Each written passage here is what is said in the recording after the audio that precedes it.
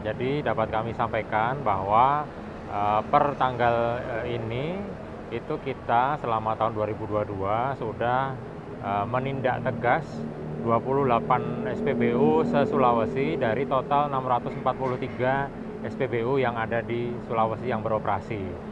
Nah, jumlah tersebut itu yang kita sanksi variatif ya.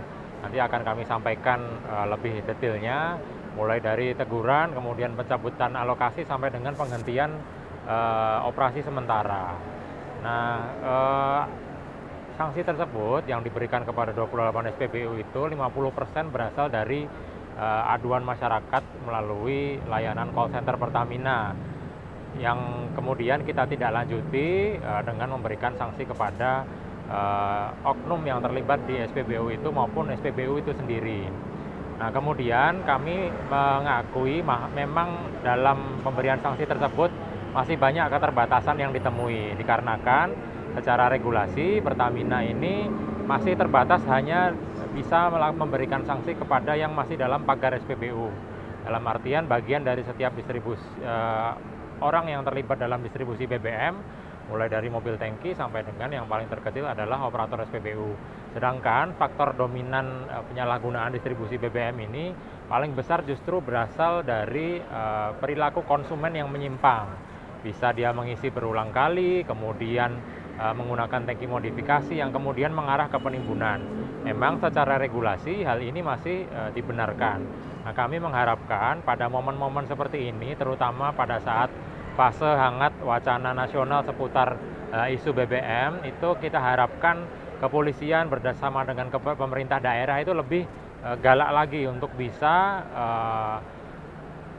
memberantas oknum-oknum yang terlibat yang tergolong kategori konsumen yang berperilaku menyimpang yang tadi kami sebutkan. Paralel dari Pertamina itu pasti melakukan tindakan tegas dan terus berupaya untuk memperbaiki sistem penyaluran.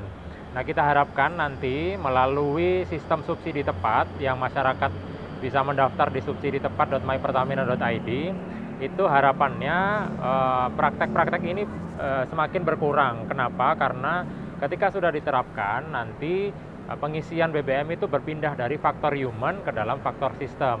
Sehingga praktek-praktek yang disebabkan karena human error itu bisa berkurang dengan sendirinya. Nah, kami harapkan kepolisian dan juga Pemda bertindak tegas terhadap perilaku konsumen yang menyimpang dengan turun langsung ke lapangan untuk menertibkan perilaku-perilaku tersebut. Nah, kami sampaikan untuk data per hari ini itu konsumsi kalau ditanya ya banyak ini di SPBU dilakukan pembatasan, kemudian kosong dan lain sebagainya. Kami dari Pertamina itu tidak melakukan pembatasan apapun.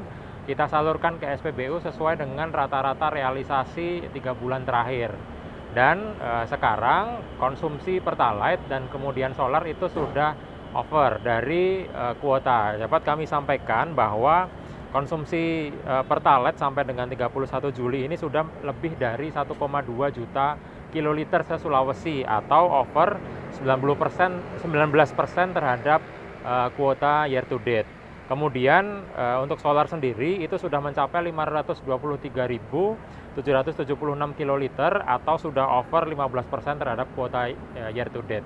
Sedangkan untuk rata-rata konsumsi harian itu masih dapat kita mampu menampung lonjakan konsumsi, sehingga masyarakat jangan membeli secara berlebihan, bisa membeli ke SPBU BBM itu seperti normal saja, jangan terpengaruh oleh isu, karena dari sisi stok kita sangat aman.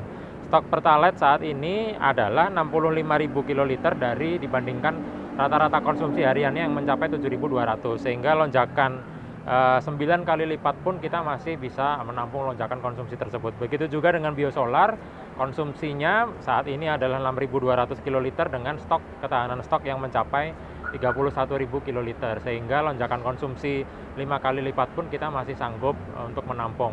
Harapannya masyarakat tidak perlu panik melakukan pembelian secara berlebih, lakukan pembelian secara normal di tengah wacana isu BBM yang sedang beredar saat ini, dan juga berani melaporkan apabila di SPBU terdapat praktek yang meresahkan. Kemana? Yaitu ke call center 135 dan ke kepolisian terdekat.